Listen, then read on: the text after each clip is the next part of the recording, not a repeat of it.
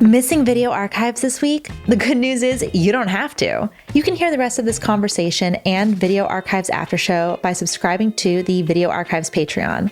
Head on over to patreon.com/video archives to subscribe today. Okay, so now it comes to the moment of truth. The piece de resistance. And that the whole reason everybody always wants to see this. Yes, is the big fight at the end. And if the movie has done a good job setting up McNamara against Glenister, then this delivers the goods. Okay, so to compare it to the book, I was actually kind of surprised because all the movie versions, they go through the saloon and most of the town, during their big Donnybrook. Yeah, generally the fight kind of begins in Cherry's... It begins in Cherry's office. Where all of her fine stuff is, and they begin just smashing everything. They smash her apartment. And then they go through the saloon and start smashing that. Yeah. Before they begin smashing the town. So I expected that to be the case in the book, and it's not exactly the case. In the book, they never leave Cherry's office. They're like two bull mastiffs trapped in the office. They never get out of the office.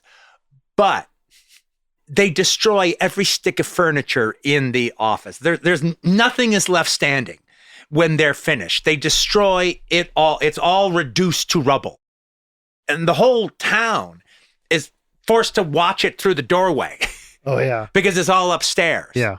And the way Glenister eventually wins the fight is it's like he twists his arm behind his back so bad that like it's like the entire shoulder he dislocates the shoulder. Yeah, the entire shoulder and like the haunch of his back. Well, that's like all the posters. Yeah. Every poster, no matter which one it is, no matter what it's depicting, is always the depiction of that pulling and pushing on his arm and twisting that arm out. And it's done in a kind of Egon Schiele style art, almost German expressionist kind of body form thing going on. And that's the only thing that stops it.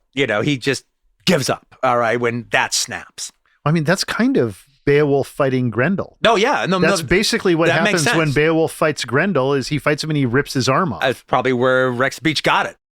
And then what ends up happening in the book is Helen begs Glenister not to throw her uncle in jail, who is the judge. The judge.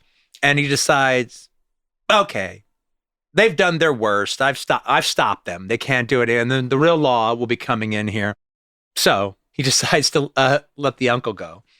And then she's like, well, if you're going to let my uncle go, how about McNamara?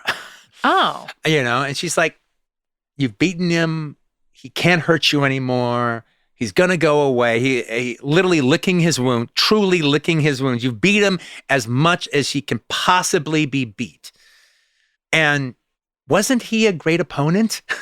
And if you're going to have a foe, wasn't he a great foe? Didn't you respect him as a... really need to... Didn't you respect him as a man? I mean, that was one of the greatest fights any two men have ever had.